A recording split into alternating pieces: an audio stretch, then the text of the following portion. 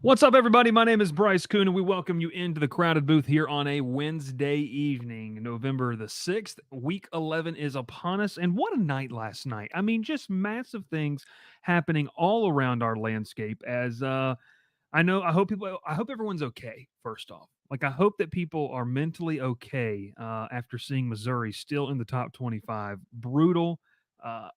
It shouldn't be allowed. It's ridiculous, and it should not be allowed. That's ridiculous. We had Maction last night, and that's about all I can think about happened last night. College football, we're talking college football playoff rankings, Week 11 preview, games to watch, best bets, brought to you by Bet Online. We'll see you back here in, maybe about 30 seconds or so. Pile in here and make yourself feel at home. The crowded booth is coming on. The Crowded Booth with Bryce Koon.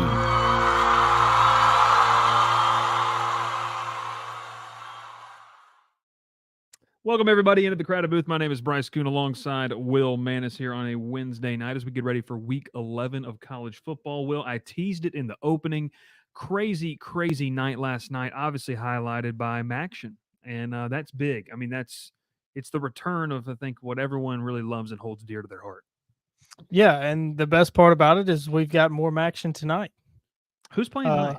What are the games tonight? Ohio and Kent State. Ohio is currently leading 20-0 at halftime. Your favorite team there, the Golden Flashes. Kent State's awesome. And Northern Illinois at Western Michigan. That game is tied up at 14 heading to halftime. Although Northern Illinois is in the red zone. TriStar says, is that Jamie Johnson doing your theme song? We can only hope. We can only hope. No, Maction's back, baby. We had college football playoff rankings unveiled last night. And Will, I mean, look, when you talk about voting, when you talk about counting the votes, it was huge. Will's seething with Auburn depression. His face tells it all. No, I can't be, because the season started tonight. Auburn basketball back. Miles Kelly. Auburn currently up 30-13 on Vermont. That's a great start. Halfway through the first half. TriStar says, to hell with Maction. I need some waction. That's awesome. That's amazing. Need old school Fresno State. Hashtag start the steal. Yeah, no, I mean, that's what we need. The barn is down bad. We love, Will. Gavin says, we up. We were talking about voting, and, I don't know if there was any gerrymandering going on there, Will, with the playoff rankings, but wanted to get your thoughts. We're going to pull it up here. We're first going to take a look at the college football playoff rankings that came out last night. Will, I was I was reading these off to you, and look, let's bring it in here. I mean, this is something. I'll say this, and my biggest takeaway. Okay, we can take this a couple of different ways. My biggest takeaway from this is, why in God's name is Missouri in the top 25? Yep. And then 2, the committee's telling you right now they are positioning SEC teams to be able to jump into the top 12 by putting A&M 14, LSU 15, and even Ole Miss at number 16. We'll dive more into some of these things, but maybe what's your initial takeaways when you look at this and when you kind of saw the poll come out? I mean, you look at this top 25 and you can say some of these are not like the others. I mean, look at Washington State sitting at 21. I mean, nobody has talked about the Cougars. But as Mike Leach said, the Coug will find a way, and they have found a way this year. They are fighting for relevance.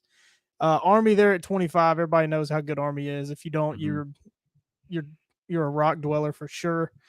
I mean, I think you hit the nail on the head. They are positioning. It's, I've been known about my affinity for the SEC, but I don't understand what the committee's doing here with the SEC. I mean, it's like you said, they're just setting it up.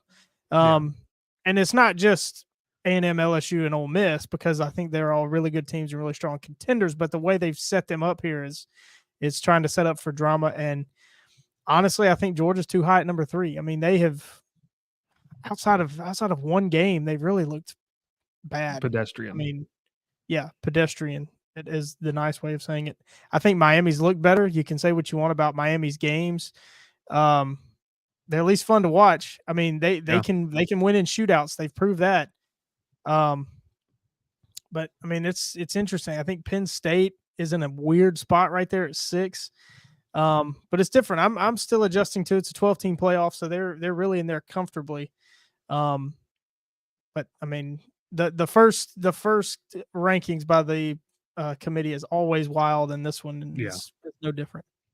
I saw some tweets last night saying, well, this doesn't really matter. And I disagree. I think it sets a precedent. It sets a baseline for what we're going to go off of. And you get an early idea, Will, of how this committee views certain things about teams. And another thing I wanted to point out to you, BYU at 9. Okay. Now here is, this is what we've all said. And I'll bring in the bracket here in a second, but just looking at these rankings, to me, what this has shown is that we're seeing BYU being valued as, hey, they're good, but I think that the committee's keeping an eye out on and opening the door, I should say, for Boise State to jump them. Should a Big 12 team come in with 2 losses, as a Big 12 title champion, which isn't far-fetched, if that happens, Will, I think the door's open with just Boise State at 12, BYU at 9. You can make a case that they're opening the door, or it's cracked there for Boise State to be the 4th, auto bid and that auto buy. Did we determine that? I thought it was the 4 highest ranked power conference champions. No, Boise State can be the 4th seed. It's the okay. It's not it's the they can be the 4 seed. They just can't the ruling is weird, but no, they can be the 4th seed. Yeah, it's a strange rule. Yeah, and Notre Dame too. I mean, Notre Dame being at 10, you see who's around them. That's a weird spot too. I just don't see them putting a Boise State or that G5 champion in the top 4. It's gonna be hard. It's gonna be very hard. I mean, they're gonna have to win all their games by like 40 for that to happen, and get some help too. They're gonna have to get some help. I think the case could be made if you have a 2-loss Big 12 champ.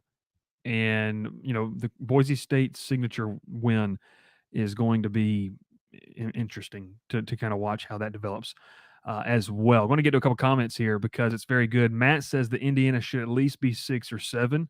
TriStar follows that with that Indiana should be number 2. Will, do you feel like Indiana's valued correctly in this poll?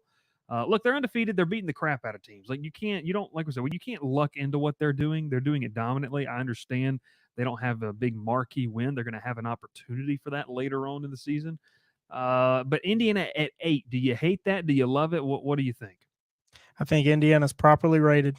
I think, like you said, you don't luck into being undefeated. You can't control how good other teams are, and they're taking care of business. But you got to factor in strength of schedule, and especially with the 3 Big 10 teams that are ahead of them, they've all played much harder schedules. Ohio State's played both Oregon and Penn State. So I have no problem with Indiana being at 8. I don't really either necessarily. I mean, I think it's okay. Dev does bring up that Notre Dame at 10, he says, is a little bit crazy. Dev, I'm curious, is it crazy bad, crazy good? Will, what are your thoughts on Notre Dame? Because I think Notre Dame's a good football team. I think Notre Dame's a very good football team, and seeing them in person, they're legit.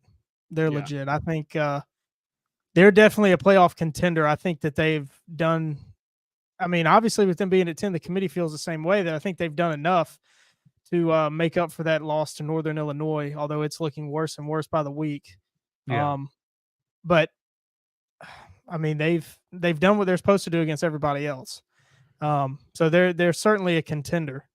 And they're good. They're good. Don't let them being independent fool you. They're good. Well, and that win, I think it's gonna be interesting how we value wins on opening weekend. When things just change so much. But that win at A&M is looking more impressive. I know A&M lost, obviously, But that's looking. I think it's safe to say that the win at Texas A&M is looking more impressive than maybe people thought it would look. After that week 1 win, we didn't really know what we needed to know about the Aggies, but they're a good football team. But I mean, I think if you're Notre Dame, you're sitting there with a bad loss, but you've also got a win over number 14, which is propelling you. And the brand value of Notre Dame, the Golden Dome, I think helps them there too, getting that 10 Certainly. spot. Truthfully, I wouldn't have a problem with Notre Dame being anywhere from 10 to 13. Like you said, I think they're a playoff contender. Right now, they've got them there at number 10. TriStar says that Notre Dame is undefeated versus the Southwest Conference this year.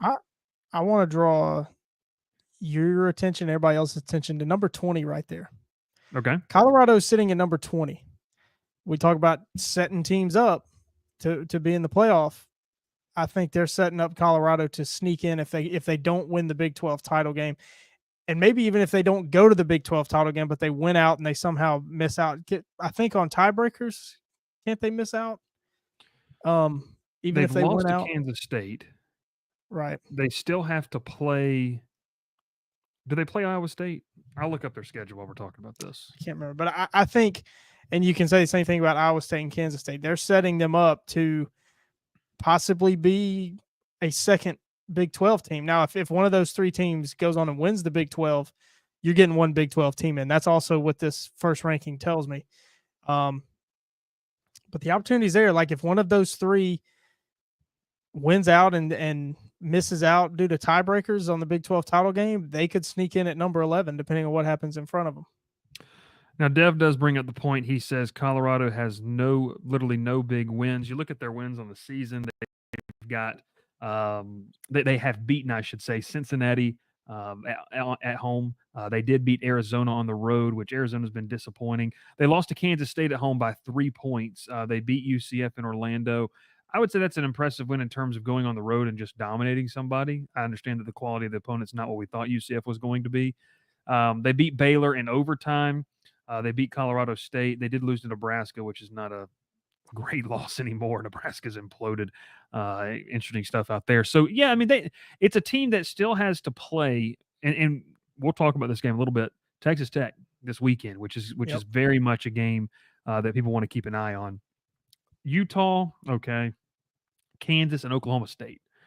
So I don't know, Will. I mean, I think Colorado's at least positioned if they go 10-2, they're positioned to be on the bubble, to have their resume looked at. Now, is it going to be better than a 10-2 SEC team or a 10-2 Big Ten team? I don't know. That'll be something kind of interesting to kind of look at. So, wanted to go this. Matt says, imagine seeing a list with Indiana and Army on it back in early August. Can you bet on that? I think that can you bet on initial playoff rankings? I don't think so. That'd be intriguing. Dev says BYU's only signature win is Kansas State, but by the same logic, what is Indiana's signature win? BYU also beat SMU, so that's their big signature win that they're hanging on. Penn State's only good win is number 19 Illinois. Penn State's going to make the playoff though. They really are. Gavin says it's a setup for Travis to win the Heisman Trophy. That also could be propped up. Good teams. You got to be on a good team to get there. But let's take a look at this. You see the rankings. Let's take a look though now at the playoff bracket. So here's what the playoff bracket looks like. You have obviously, and I think all 4 of us had this: Oregon, Georgia, Miami, BYU. I think we kind of stated that you could make a case that Miami at this juncture could be number 2, although I think Georgia is being propped up by that road win at Texas, just in how they value Texas, because they got Texas in the number 5 spot, or in the number 6 spot in this. Ohio State 5. Then you keep looking there. I think I had the Indiana-Tennessee matchup there as well. Texas, Alabama, Penn State, Notre Dame. Your thoughts on this, Will? I mean, this 12-team playoff, I mean, we know we talked about the rankings already. What's your favorite matchup if the season ended today in that first round? I don't know if people are going to agree, but I'm going to say Penn State, Notre Dame. Oh, yeah. Of all those matchups, Indiana and Tennessee would probably be the next one, but that could that game feels like it could be a snooze fest. I think Penn State, Notre Dame would be a lot of fun to watch. I think they're teams that are kind of opposite. I think it'd be Notre Dame's offense against Penn State's defense. I think that'd be a fun matchup. Physical game. Very, very physical game.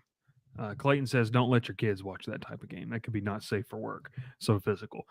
Texas, Alabama is going to draw eyes just because of what happened last year when these two teams faced off. And look, Alabama fans would travel well to Austin.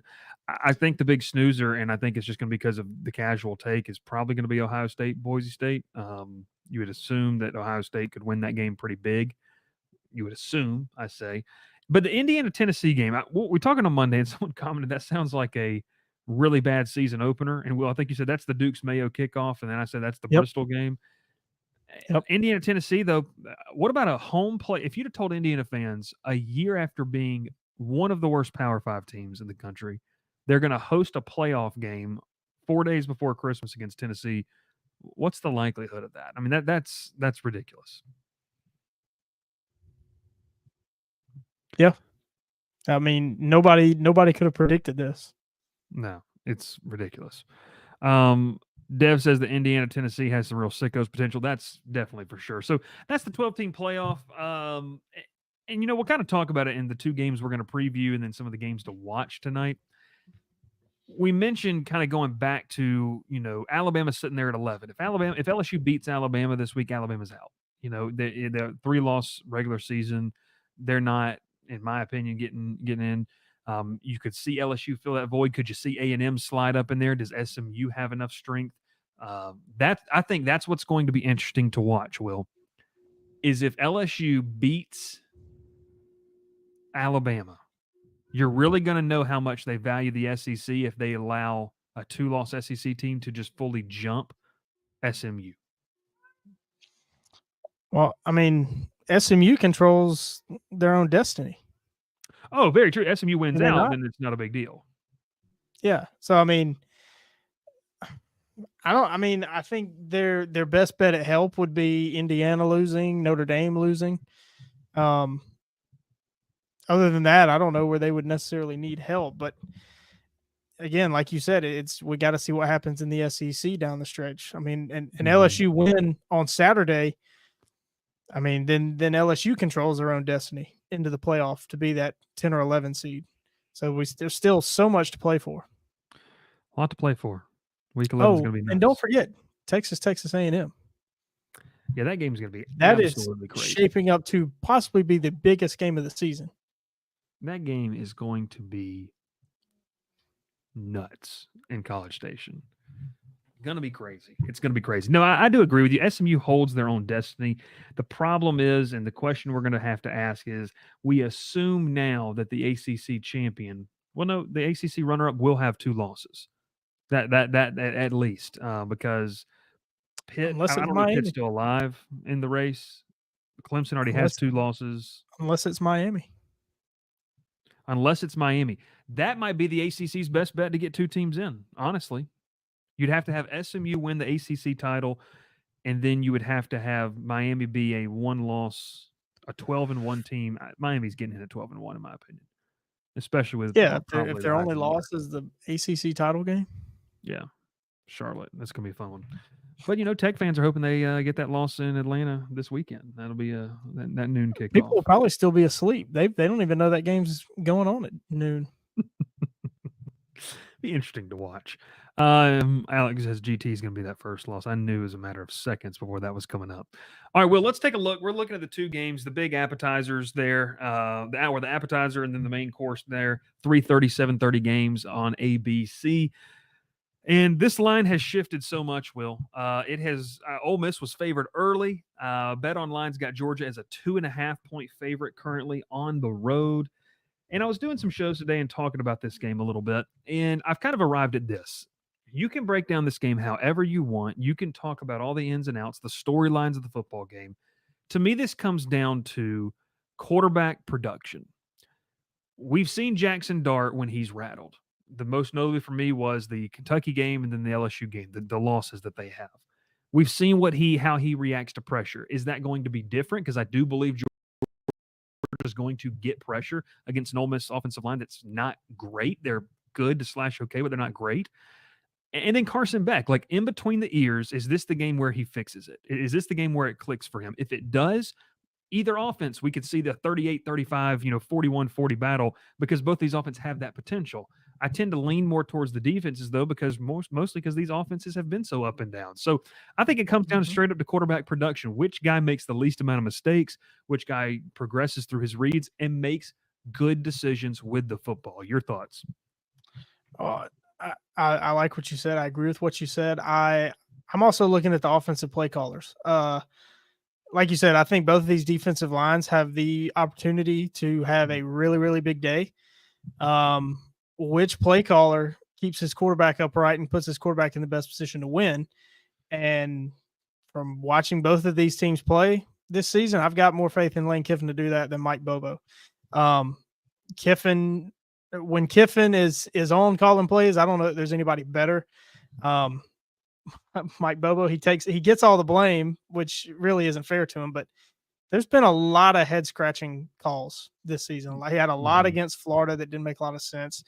And watching Georgia and I talked about Carson Beck on Monday. Georgia really needs to have a running game, and they haven't had it for, a number of reasons. Just, they don't have a star running back at the moment. ETN was banged up against Florida, didn't play a ton. And they've just been very inconsistent in the run game, asking a lot of Carson Beck, and he hasn't lived up to that this season. So if we're going to pick this game, I'm going to take Ole Miss. They'll cover that 2.5, and I think Ole Miss is going to win. If Ole Miss if their secondary can make plays, we talked on Monday, their front seven is really, really good. There's opportunity for Georgia to attack that secondary through the air. But like you said, can Carson Beck put it together mentally and do it? We know physically he can do it. Can he do it mentally? I've got more trust in Ole Miss at home, and I think Ole Miss can win a tight one here against Georgia. You bring up ETN. SEC availability report was brought out today. He was not even listed on it, which would give you the idea that he is going to go in this game, which does help that case. But I like a lot of what you said. I mean, when I've looked at this Ole Miss team, they've got some great individual talent up front. I mean, you talk about it, you can get enamored by the numbers, enamored by the pressure rate, enamored by the PFF numbers that these guys put up. Georgia's offensive line lost a guy last week. They had to insert Tate Ratledge, which is a nice guy to bring back into the fold for sure, an NFL type of player. I'm concerned about Georgia's offensive line a little bit in this game, both in the run game and the passing game. And I just want to be real here. Like, Georgia doesn't have an elite playmaker at the receiver position. They have a lot of good options. Dylan Bell, Dominic Lovett, Lawson Lucky has been good for them, Delp to a certain extent. They've got weapons. Nobody has emerged. And I mean, we talk about this. I think it's more of the, the fact that Georgia just has had elite weapons and Ladd McConkey and Brock Bowers for the past 2 years. But it's more of a scenario where can Carson Beck and Georgia start fast? If they don't start fast in this game, if they go and they kind of mess around like they did against Florida and Ole Miss clicks, like this game could get ugly early. And I think that's my big concern. And I'm going to say it here with you. I'm leaning Ole Miss in this game for that very reason. I was reading some stuff and they're like, if you're going to bet this game, don't bet Georgia in the beginning. They start so slow. Live bet They them. do. Like live bet Georgia so that you can, live bet the money line because they'll probably come back and win the game because they start off slow. This just feels like an opportunity. Ole Miss gets to play at home. They're a little bit ticked off. They haven't got a nice home night game. I think this is their opportunity for that crowd to get rocking. It's a smaller SEC stadium, but they can definitely get rowdy and loud. I'm taking Ole Miss to win one close. I also think that you could make a case, Will, and I wouldn't hate it, that Kirby Smart is entering the territory. He's not there of the second you count them out, they come out and win the game like we did on the road against Texas. So it wouldn't surprise me. I do like what you said. They always do it. I mean, he's a master motivator, and that's what makes it so difficult to pick them. I mean, because when they look like they're a zombie, they come out and play their best game. I mean, Yeah. they're hard to judge. Yeah. I was looking at some of the numbers. If you wanted to bet this game, you can get the over. Would you take the over at 55? How do you feel about that?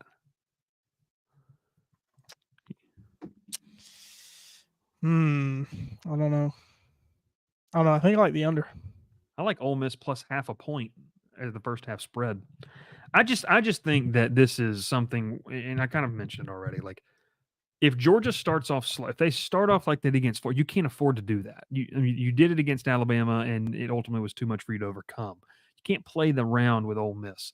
Now, here's also the thing, too. I mean, Jackson Dart has been on fire, 826 yards and 7 touchdowns the last 2 games.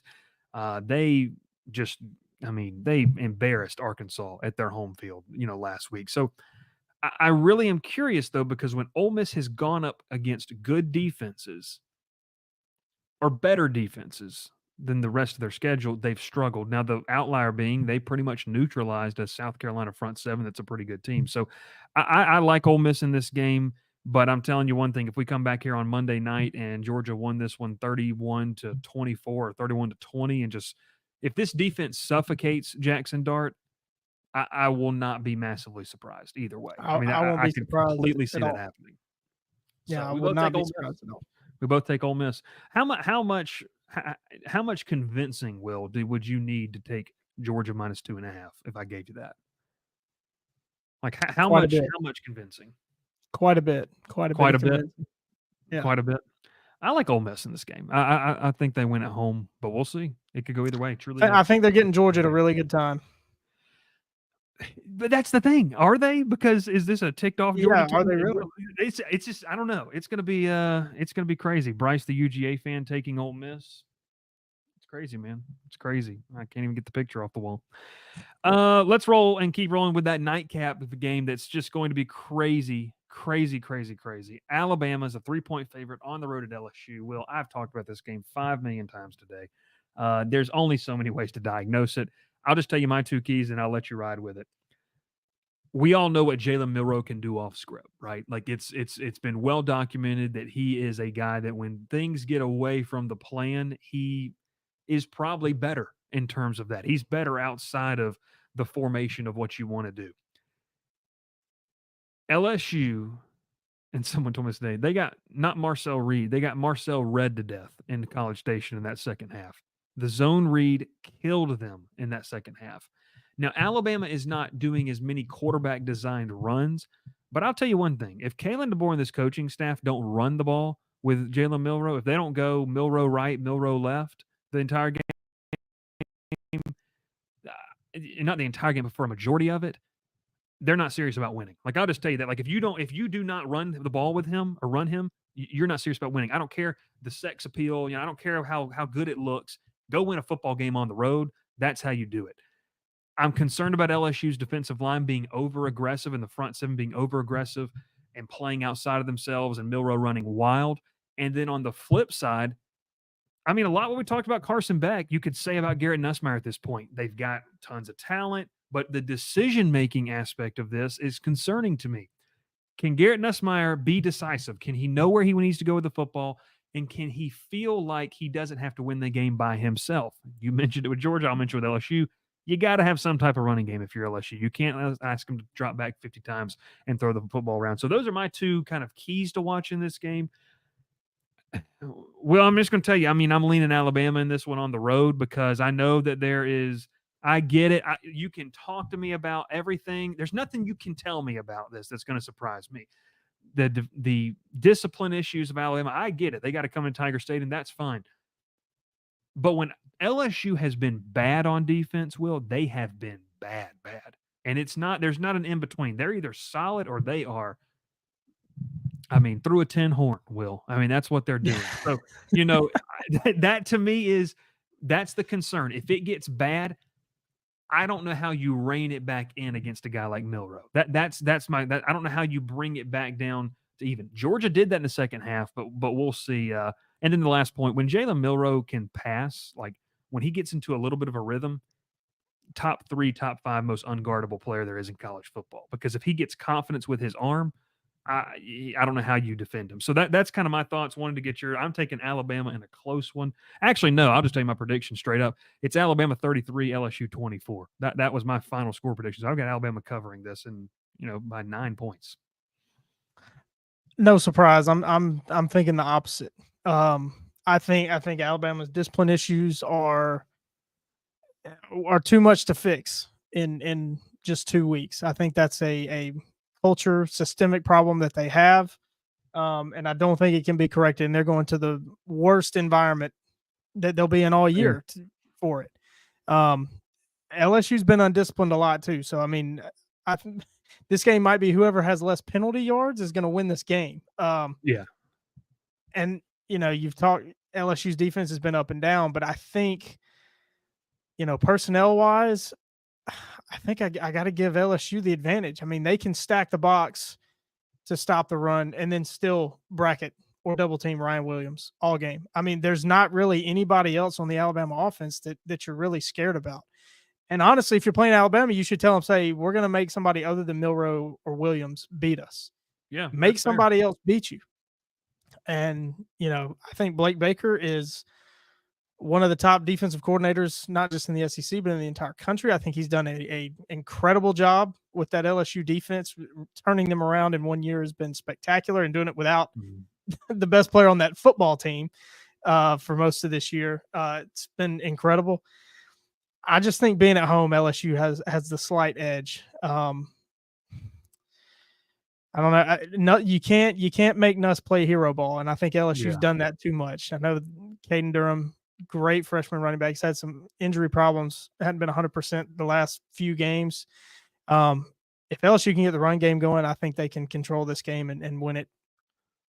Dare I say comfortably, comfortably being like 5 to 10 points. No, yeah. I mean, as much as what I just said in pro Alabama in my statement, I'm right there with you. Like, if the things happen like what you said, LSU should win this game. I mean, I think personnel wise, they're better. I think they're the better team personnel wise. Alabama has deficiencies. It's real deficiencies. You mentioned the culture and all this type of stuff, and we'll see what happens. We've already seen, like, when things don't go well for Alabama, they really don't go well in terms of the mental capacity that they can handle, tough situations. I know they beat South Carolina, and faced adversity, but when the other data points aren't very good on the road at Vanderbilt. If you can't handle on the road at Vanderbilt, you have to ask the question: how can you handle 100,000+ Cajuns screaming at you who've been drinking since 7 a.m. on Thursday? I mean, it's a real question. And so, I just, with LSU, this game's so important in terms. I mean, it's a playoff game, just like Georgia Ole Miss is. I mean, this is a playoff game. You get them at home. This is your best shot. I'll say this because this is something I've noticed just having covered the team. There's been a little bit of frustration on the LSU side of things in play calling. If you're Joe Sloan, who is, by the way, in the conversations to be the head coach at some G5 schools, particularly one in the AAC, if you're Joe Sloan, you can't leave anything in the clip here against Alabama. This is it. I mean, this is your shot. If you lose this game, you're on upset watch next week at Florida, buddy. I mean, I'll tell you that right now, because you'll learn a lot about the character and the culture of this Brian Kelly-led team if they lose. You got to empty the clip against Alabama. This is it. You win this game, you got a pretty good chance at winning out and being a playoff team. If you lose it, we'll see. So the play calling offensively is going to be very interesting to me. And then you mentioned, how do you beat Milroe? Keep him in the pocket, man. Make him be a pocket passer. If you can do that, like, well, I don't want to bring it up. I get it. But last year's Auburn game, Auburn did such a good job of that for so long. If that's the recipe, keep the dude in the pocket and make him play quarterback. Like, that's what you have to do to beat Jalen Milroe. I don't know if they can do it. They've got the pass rush to get to him. They just can't be over aggressive. When he senses that, man, he's going to take off, and he's arguably the best athlete on the field when he does that. So I agree with you. It could go either way. We'll see. If LSU rushes more than 2, they'll probably be all right. Oh, God. Brutal. If it comes down to that, I'm FaceTiming you from the corner of the end zone. That's for sure. Alabama LSU, going to be a fun one. All right, Will, let's take a look because I don't know what other games you've been looking at. I know I mentioned one earlier. Colorado, Texas Tech, you look at the Big 12 standings. I mean, that's one that I think I'm going to have an eye on and keep an eye on Saturday. Like, how does that one go? This Big 12 race is shaping up to be really, really crazy in terms of what you could see there. The ACC, I mean, let's be real about what we're looking at here. You've got an interesting game. Does Clemson bounce back on the road at Virginia Tech?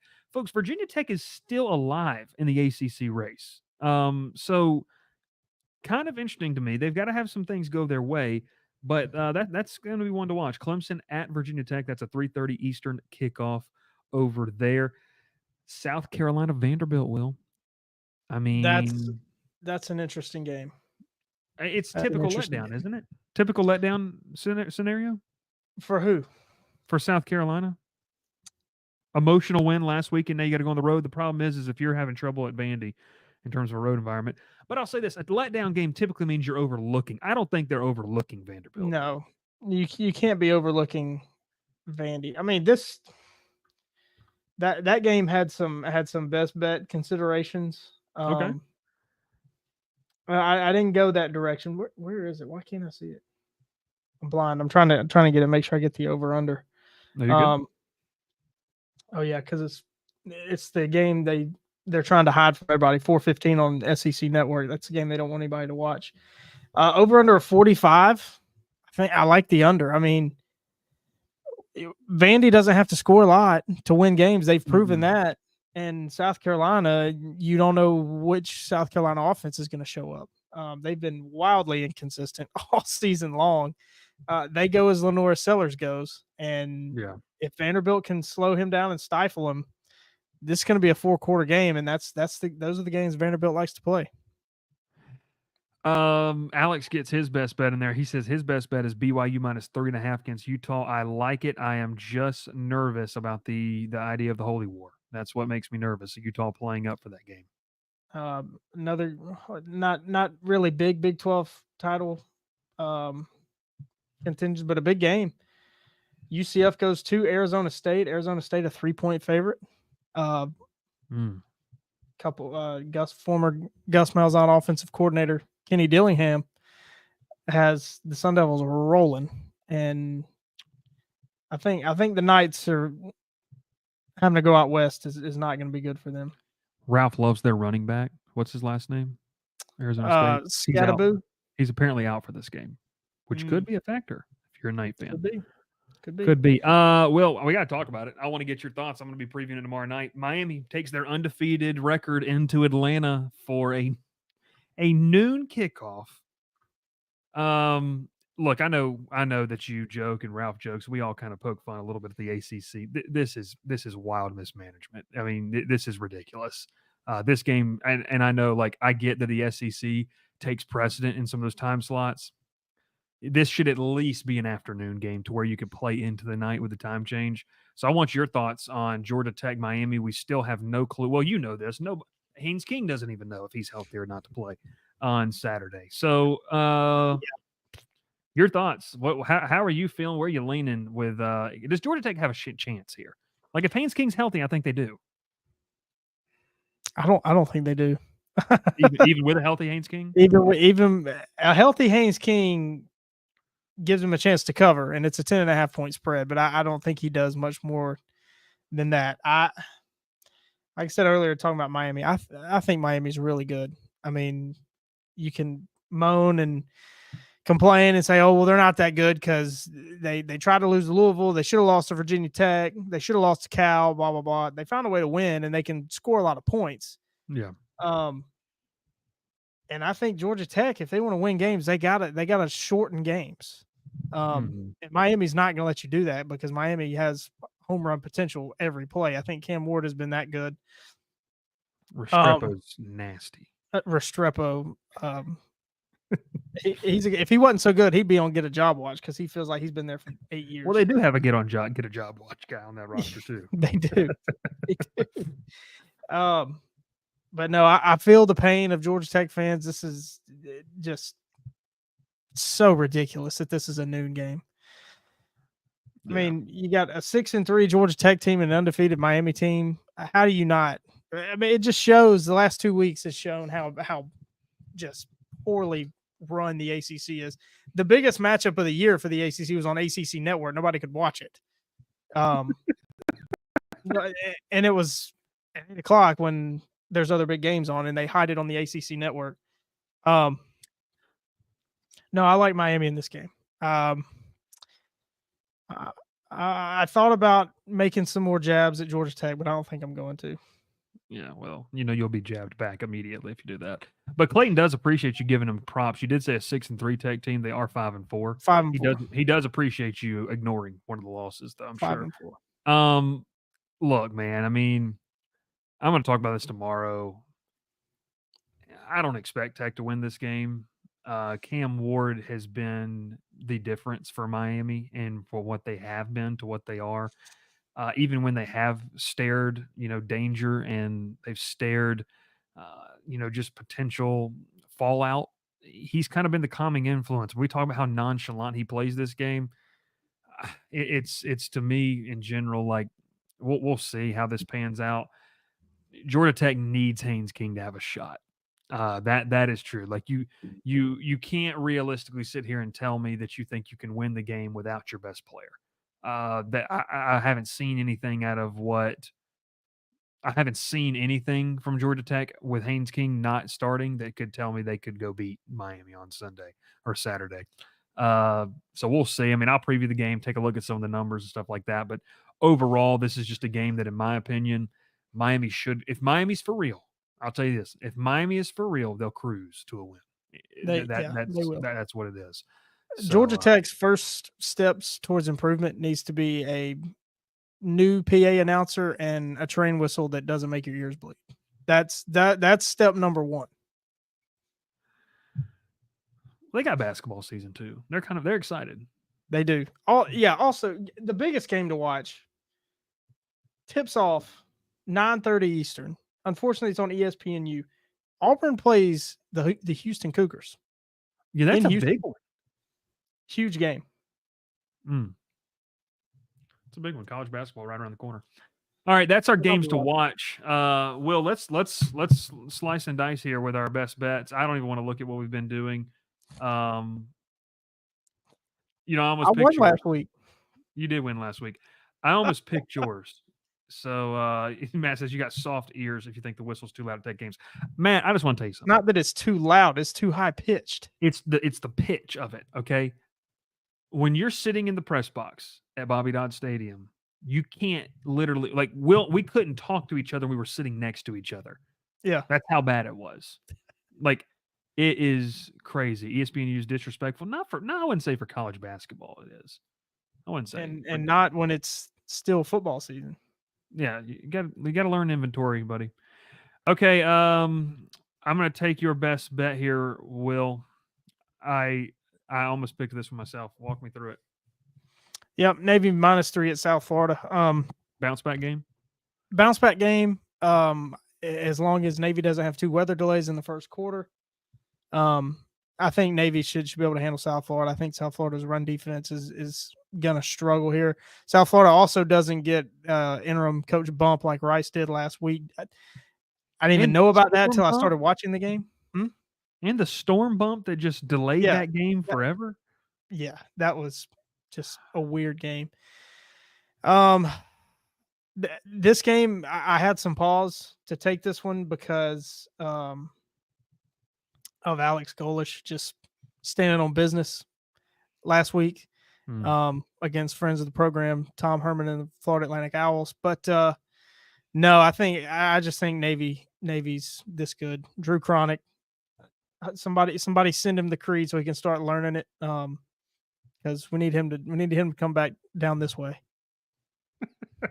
You want him to move into the loveliest village on the plains, and I get it. Navy -3. I mean, I like this a lot. This was one of my top 3 ones, and we'll see how it pays off for you. Will, can you climb back? Can he statistically climb back into the race? Like, if y'all lose every week, if we lose the rest of the way out, if we lose out, you might be in there. Where like conference title week decides it. It'll be very interesting. Okay, I rocked with this one. I think this is a little bit of a stretch, but I wanted to ride with it because I just think they're playing with house money right now. That's the Colorado Buffaloes. You could make the argument that Texas Tech is too, but Texas Tech's defense is pretty success. Oh my gosh, how do you say that word? Susceptible. Yeah, Yep, there you go. Got it. to giving up big plays, and I feel like that's Colorado's bread and butter. Like they, and this is just me kind of going off strictly vibes and watching the highlights of Colorado.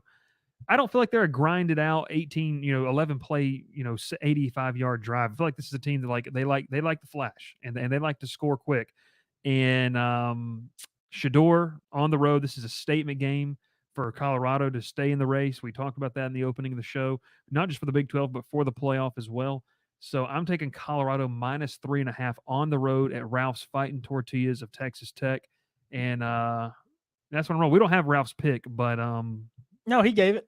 oh, he He did? texted it to us. Yep. But I like this. I like this a lot too. I think Colorado is playing with nothing to lose right now.